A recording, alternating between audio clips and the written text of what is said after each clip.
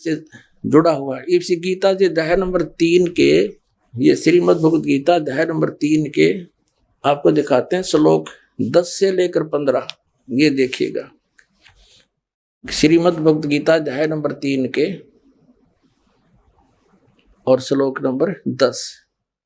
प्रजापति ब्रह्मा ने कल्प के आदि में यज्ञ सहित प्रजाओं को रचकर कहा था, तुम लोग इस यज्ञ के द्वारा, यज्ञ माने धार्मिक अनुष्ठान, शास्त्र अनुकूल वृद्धि को प्राप्त हो। यह यज्ञ तुम लोगों को इच्छित भोग प्रदान करने वाली हो। 11वें में कहा है, यज्ञ के द्वारा देवताओं को उन्नत करो और वो देवता तुम लोगों को उन्नत करें। इस प्रकार निस्वार्थ भाव से एक दूसरे को उन्नत करते हुए तुम लोग कल्याण को प्राप्त हो जाओगे। 12वें में फिर कहा है, यज्ञ के द्वारा बढ़ाए गए देवता, बताओ देवता ने क्या हम पकड़ के बढ़ावांगे, खींच के बढ़ावांगे उन्हें। अब ये विधि बता रखी है कि शास्त्र अनुकूल साधना करने से, जड़ की पूजा करने से ये तीनों देवता रूपी शाखा बढ़ जाएंगी, बड़ी हो जाएंगी, फिर ये फल देंगे। देखिए, यज्ञ के द्वारा, शास्त्र अनुकूल साधना के द्वारा बढ़ाए हुए यानी बढ़े हुए देवता, ये तीनों शाखाएं तुम लोगों के बिना मांगे ही इच्छित भोग निश्चित देते रहेंगे। उन देवताओं को दिए हुए भोगों को जो पुरुष उनके बिना दिए स्वयं भोगता है वह चोर है। अब क्या सिद्ध हो गया कि जैसे हम मूल की पूजा करेंगे, मूल की यानी जड़ की पूजा करने से टहनी बड़ी हो जाएंगी, ये देवता बढ़ गए, बड़े होकर ये फलों से लथपथ हो जाएंगी, ये टहनी बिना मांगे देंगे अपने आप, क्योंकि हम मूल की पूजा कर रहे हैं तो अपने आप इनके बस की बात नहीं, देने पड़ेंगे फल हमारे को।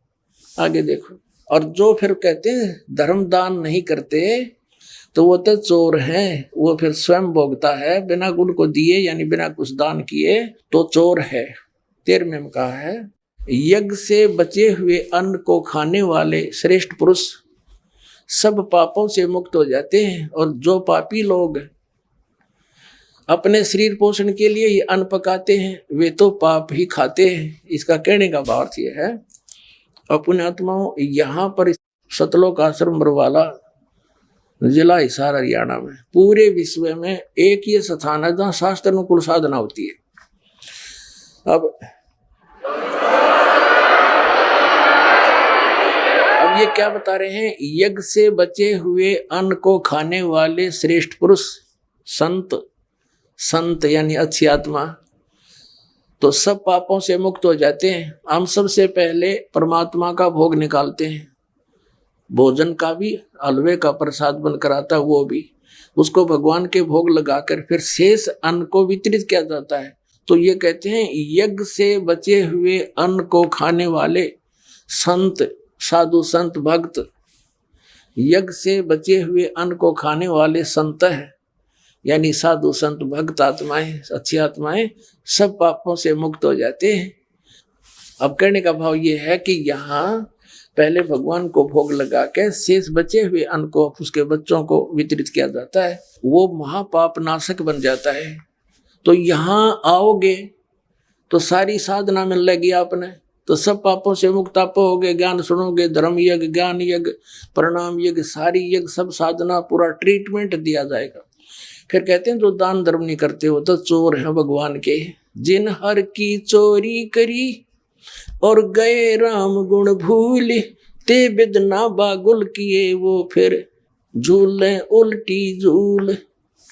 कहते हैं जिन हर की चोरी करी, भगवान ने जो आपको दान दिया है, धन आपके संस्कार में, उसको आगे दान जो नहीं करता वो तो चोर बताया भगवान का। तो फिर क्या बताते हैं, देखिएगा आगे इसमें निष्कर्ष निकल रहा है। 3रे अध्याय का हमने ये 13वां श्लोक पढ़ लिया। यज्ञ से बचे हुए अन्न को खाने वाले श्रेष्ठ संत माने आप अच्छी आत्माएं सब पापों से मुक्त हो जाते हैं, और जो पापी लोग अपना केवल कमाया और खाया वहीं तक सीमित हैं वो तो पाप को खाते हैं। अब 14 और 15 में एक निर्णायक ज्ञान दे दिया। पहले इनका अनुवाद पढ़ाएंगे इंजीनियरों का, फिर समझ में आएगा। संपूर्ण प्राणी अन्न से उत्पन्न होते हैं, अन्न की उत्पत्ति वृष्टि से होती है, वृष्टि यज्ञ से होती है। यज्ञ इसका अर्थ है शास्त्र अनुकूल कर्मों से जो होता है वो विहित कर्मों से उत्पन्न होने वाले हैं, यज्ञ यानी धार्मिक अनुष्ठान। और कर्म समुदाय को तो ब्रह्मो उद्भवम, इन्होंने ब्रह्म का अर्थ वेद कर दिया है। कोई बात हुई? ब्रह्म का अर्थ वेद कर दिया। ये लिखना था कि देखो हम यहाँ पर आए इस काल के लोक में, तो हमने कर्म करके ही मिलेगा, ना कति नहीं मिला।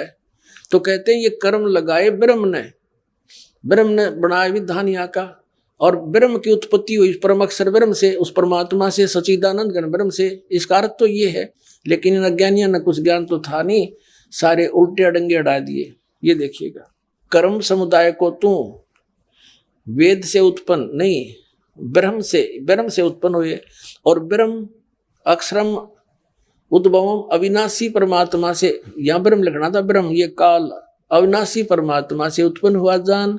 इससे सिद्ध होता है कि सर्वगतम ब्रह्म, सर्वगतम माने सर्वव्यापी परमात्मा, सबका मालिक, सदा ही यज्ञों में प्रतिष्ठित है। वो इष्ट रूप में पूज्य है, वही प्रतिष्ठित है सभी यज्ञों में, उसको इष्ट मानकर पूजा करनी चाहिए। इसका निष्कर्ष ये निकल गया। अब हम उस परमात्मा को इष्ट मानकर पूजा करेंगे तो हमारी शास्त्र अनुकूल साधना होगी।